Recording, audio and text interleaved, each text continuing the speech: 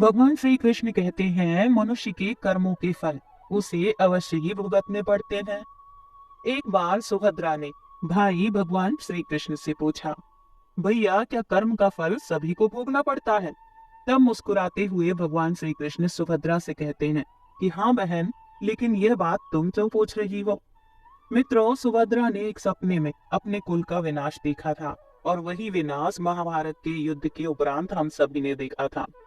भगवान श्री कृष्ण सुभद्रा से कहते हैं कि प्रत्येक मनुष्य को कर्मों का फल जरूर मिलता है और अगर हम अच्छा कर्म करते हैं तो उसका फल भी अच्छा मिलता है और वही बुरा कर्म करते हैं तो उसका फल भी बुरा ही होता है। इसलिए कर्म करने से पहले जरूर सोच लेना चाहिए कि हम कर्म कैसा कर रहे हैं। उस कर्म का वैसा ही फल हमें जरूर मिलेगा। इसलिए कभी बुरा कर्म मत करना और तो और उसके बारे में सोचना भी मत।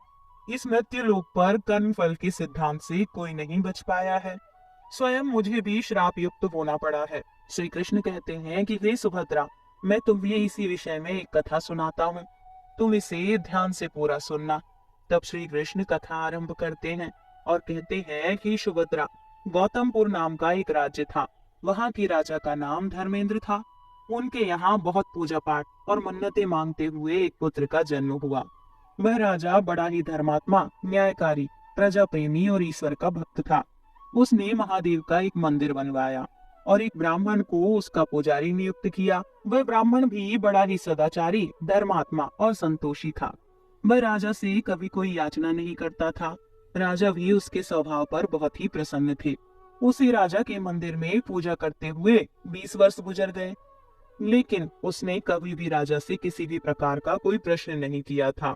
फिर कुछ साल गुजर जाने के बाद राजा ने अपने बेटे को शिक्षा दिलाकर विद्वान बनाया और बड़ा होने पर उसका विवाह एक सुंदर राजकन्या के साथ करा दिया। विवाह करके जिस दिन वह राजकन्या अपने राजमहल में आई, उस रात्रि में राजकुमारी को नींद नहीं आ रही थी, तो वह इधर उधर घूमने लगी। जब वह अपने पति के पलंग के पास आई तो क्या देखती है कि हीरे जवाहरात से जड़ित मुकुट वाली एक तलवार रखी हुई थी।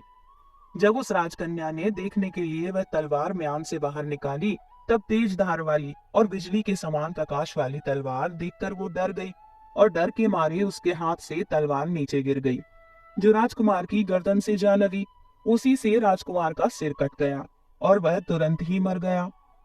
मित्रों, श्री कृष्ण कहते हैं कि हे सुभद्रा, राजकन्या अपने पति के मरने का दुख करने लगी, शोक करने लगी। उसने परमेश्वर से प्रार्थना की कि हे प्रभु, मुझसे अचानक ही यह पाप कैसे हो गया? पति की मृत्यु मेरे ही हाथ हो गई। आप तो जानते ही हैं, लेकिन राजा के सामने मैं सत्य ना कहूंगी, क्योंकि इससे मेरे माता पिता और सास ससुर को कलंक लगेगा और इस बात पर कोई विश्वास भी नहीं करेगा। किंतु जब प्रातः काल में पुजारी कुएं पर स्नान करने आया तो राजकन्या ने उसको देख करके विलाप करना शुरू कर दिया और इस प्रकार से कहने लगी कि हाय, मेरे पति को कोई मार कर भाग गया, मेरे पति को कोई मार डाला। यह सुन करके सभी लोग इकट्ठा हुए और राजा साहब भी आकर के उससे पूछने लगे कि किसने मारा।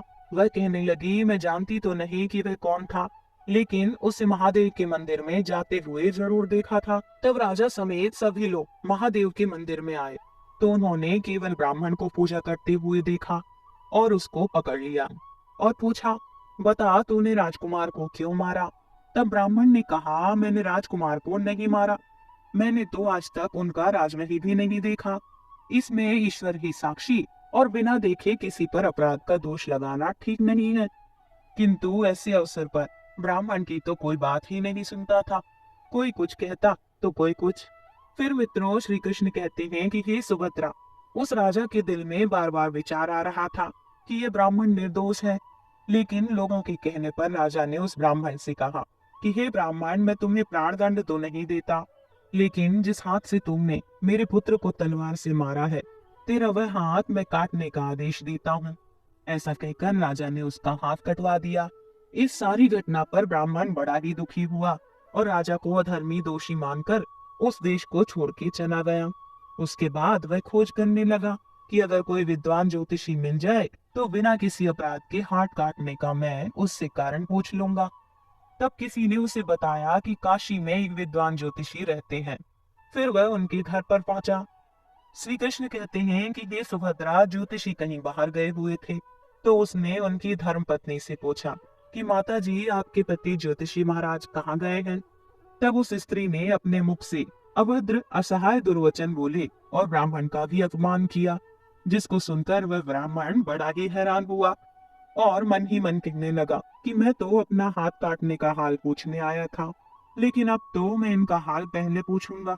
इतने में ही ज्योतिषी भी आए और घर में प्रवेश करते ही उस ब्राह्मणी ने अनेक दुर्वचन कह उनका तिरस्कार किया, लेकिन ज्योतिषी चुप रहे और अपनी स्त्री को उन्होंने कुछ भी नहीं कहा।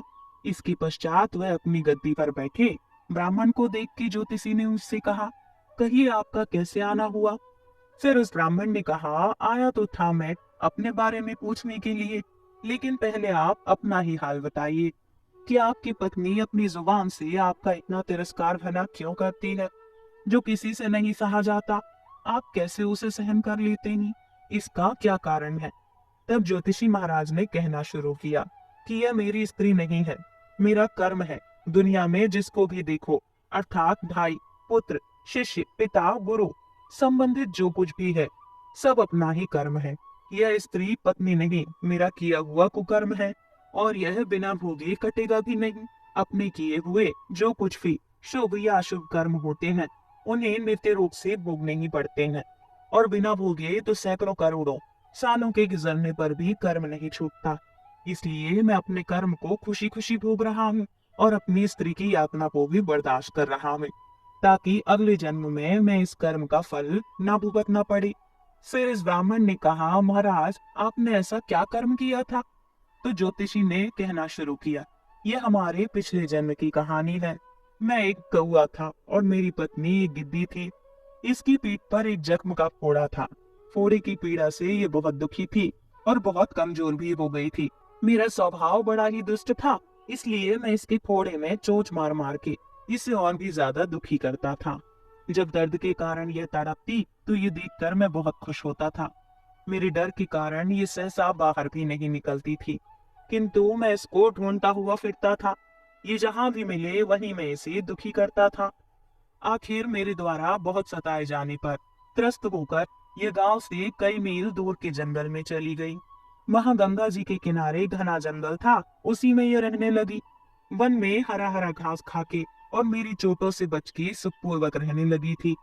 लेकिन मैं इसके बिना नहीं रह सकता था, तो इसको ढूंढते ढूंढते मैं भी उसी वन में जा पहुंचा, और वहां इसे देखते ही मैं इसकी पीठ पर जोर जोर से चोट मारने लगा। तो अचानक ही मेरी चोंच इसकी रीढ़ की हड्डी में घुस गई। इस पर इसने अनेक प्रयास किए, फिर भी मेरी चोंच ना छूट सकी, और मैंने भी चोंच को निकालने का बड़ा प्रयास किया, लेकिन वह ना निकली। पानी के भय से भी यह दुष्ट मुझे छोड़ेगा, ऐसा सोच के ये गंगा में प्रवेश कर गई, लेकिन वहां भी मैं अपनी चोंच नहीं निकाल पाया। अंत में ये गहरे प्रवाह में प्रवेश कर गई। गंगा का प्रवाह अत्यधिक तेज होने के कारण हम दोनों ही उसमें बह गए और बीच में ही मर गए। तब गंगा के प्रभाव से ये ब्राह्मणी बनी और मैं बड़ा अभागी ज्योतिष बना। अब वही मेरी पत्नी हुई है। अब यह जीवन पर्यंत मुझे अपने मुख से गाली देकर मुझे दुखी करेगी, और मैं भी अपने पूर्व जन्म के कर्मों का फल समझ करके सहन करता रहूंगा और इसका दोष नहीं मानूंगा, क्योंकि यह सब मेरे भी किए हुए कर्मों का फल है। इसीलिए मैं शांत रहता हूँ। फिर मित्रों श्री कृष्ण कहते हैं कि ये सुभद्रा, तब ज्योतिषी ने कहा, अब तुम अपना प्रश्न पूछो। तब उस ब्राह्मण ने अपना वह सारा समाचार सुनाया। ज्योतिषी से पूछा, उस अधर्मी पापी राजा ने मुझ जैसे निरपराध का हाथ क्यों कटवाया।